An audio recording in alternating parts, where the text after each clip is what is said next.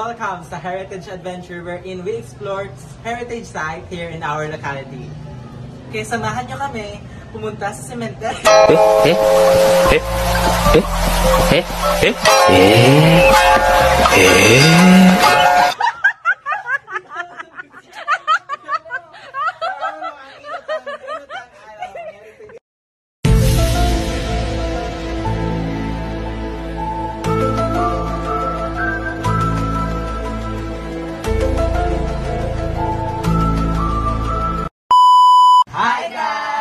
Welcome to our vlog, Heritage Adventure, wherein we explore heritage site here in our locality. Ang una namin pupuntahan ay ang Simburyo Tabaco Catholic Cemetery, located at Tagas, Tabaco City. Marina! Makasan si Barbita, ipapahit.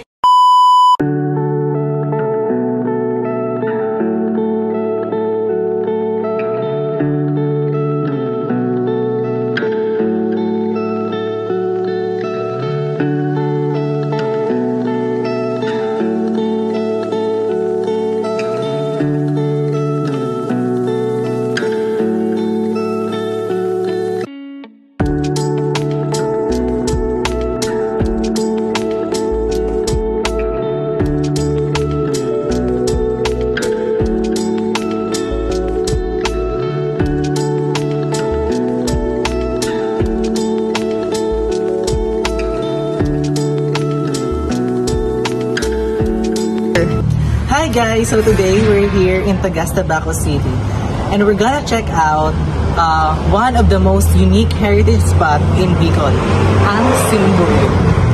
At first glance, parang small chapel lang siya guys. As you can see at my back, parang small chapel lang siya. Pero trust me, this place has so much history behind it. So samahan niyo kami! Quick history lang guys. Simburyo was built in 1861. Yes, you heard it right. Simburyo was 160 plus years old and still nakatayo pa rin siya. Imagine guys, ilang generation ang dumaan but it's still in a good condition. And you know guys, Simburyo was built using volcanic stones.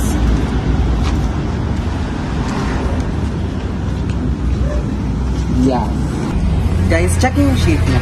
Octagon tapos may dome.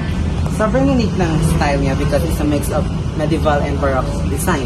Very aesthetic, very artsy, and very makaluma. At fun fact, na-inspire daw yung design na ito sa Tabaco Church or St. John the Baptist Parish na malapit lang dito. Here's the thing, hindi lang siya basta design. The Simburyo actually serve as an ossuary. Ossuary means nilalagyan ng mga buto ng mga namatay after mailing. So, parang secret storage place siya, kumbaga. What makes it extra special? This is one of the oldest preserved ossuaries in entire Bicol region. Kaya sobrang importante nito, not just for Tabaco, but for the whole Bicol region. Heritage site siya, kaya part siya ng identity and culture of Tabaqueños.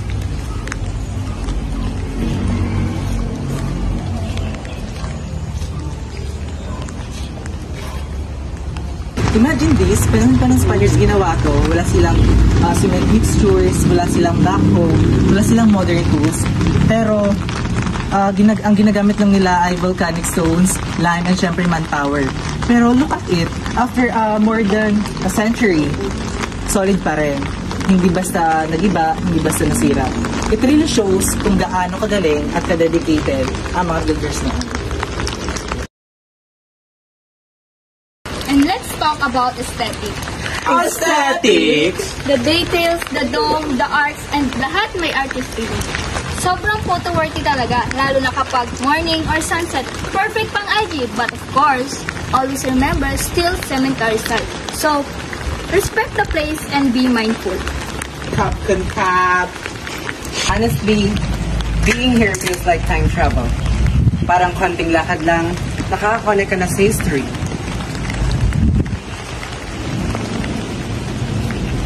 Simburyo isn't just about death or old stones. It is about memory, faith, and culture. It tells us na kahit gaano pa katagal, may mga bagay na kayang tumayo at mag-survive. Just like Simburyo, where Tabaqueños cherish and preserve.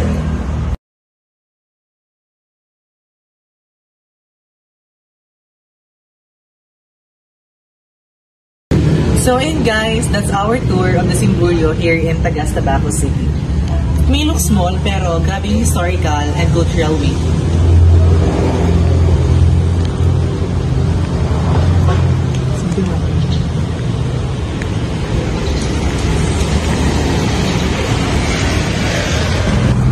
This place is a living proof that our past is not just something we forget. It's something we carry and protect for the future. Kaya if ever makapunta kayo dito sa Tabaco, please don't skip this spot. Because I promise, it's worth it to visit. Thank you. Thanks for joining us on this trip back in time. Kita-kits sa next Heritage Adventure! Bye-bye!